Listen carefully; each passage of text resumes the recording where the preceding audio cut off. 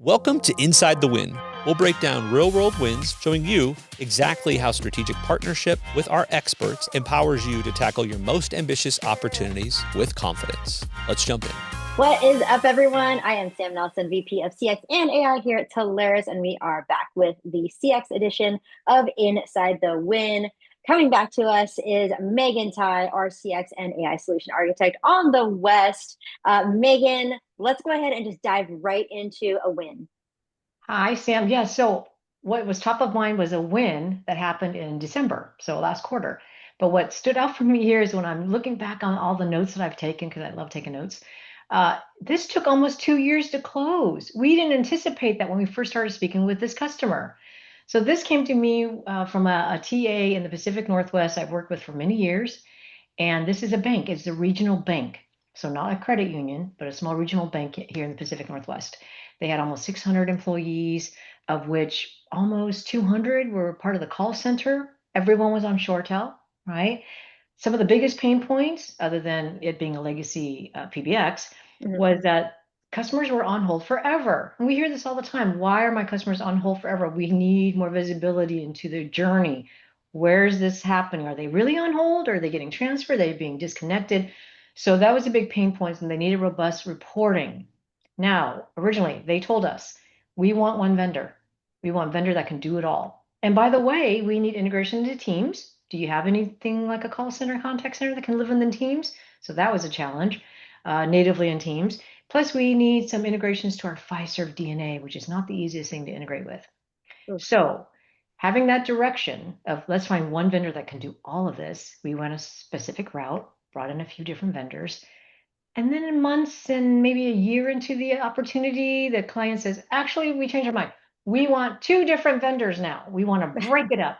So we had to pivot. We're like, well, that changes everything.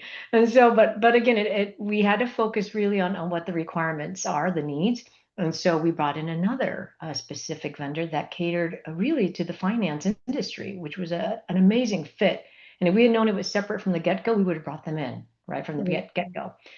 So we had many, many months of demos, and then they wanted to do POC.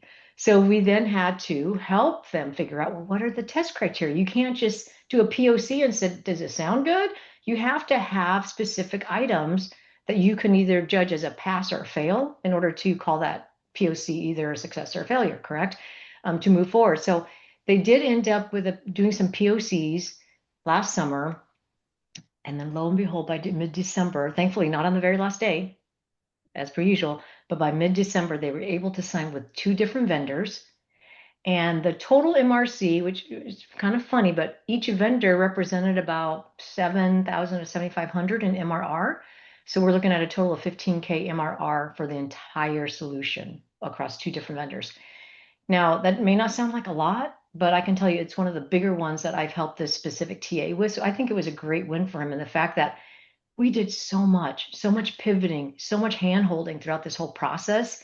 It was a really, really big win for everyone. So I was really happy to hear that happen. And they're going through deployment now and everything's going great. But I think it's just a testament to our TA really having the patience to be in there the entire way, being able to pivot as needed. And I think bringing me in when needed to say, hey, let's talk about best practices. Let's level set with this customer. Let's educate them further so that we can help guide them down that path. Because the other challenge we had was we were going up against with another TA that we were not aware of who they were.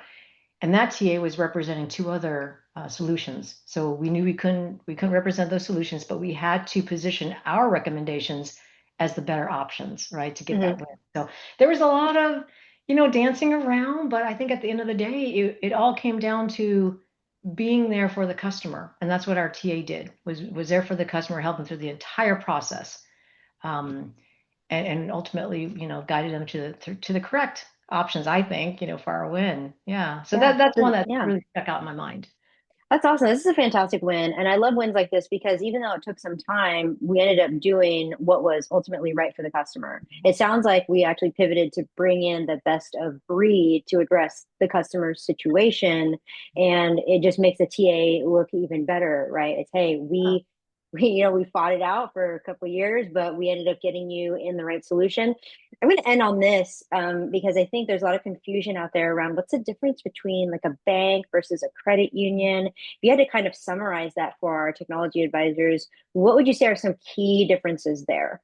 Yeah, I think what I hear is in the credit union space, and I used to be a member for a short time at one point, but they're very much we're member owned. It's almost like a very small family owned community, and they refer to their customers as members.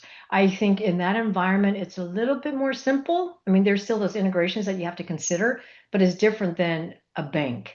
And the regional bank that we worked with is also different than those big banks that you hear about, right? Like the B of A's and Wells Fargo's and whatnot. Mhm. But I think in the bank environment, they call them customers. There's some authentication that needs to happen, but there's a lot more moving pieces and parts that you need to integrate into. I think bigger security concerns, although, in the credit union, you still have the security concerns, but there's just so much more in a bank environment versus a credit union. That, by the way, if you ever talk to a credit union and call them a bank or vice versa, they're not happy about that. So just be real careful.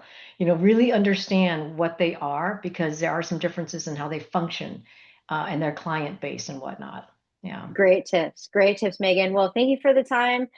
Folks, you heard it directly from Megan, right? Engage us early, engage us often, leverage our expertise to help you do the right thing for the customer. And we will see you on our next episode of Inside the Win.